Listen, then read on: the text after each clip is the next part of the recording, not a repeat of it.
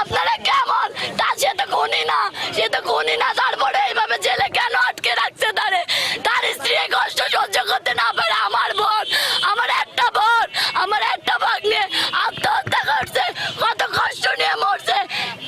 রাজনীতির কি এই পরে নাম হলো? এত কষ্ট করছে, সে তো কোনো খুনি না, তার ছোটখাটো মামলা, তাহলে কেন ছাড়লো না? কেমন আছে তোমার কাকা?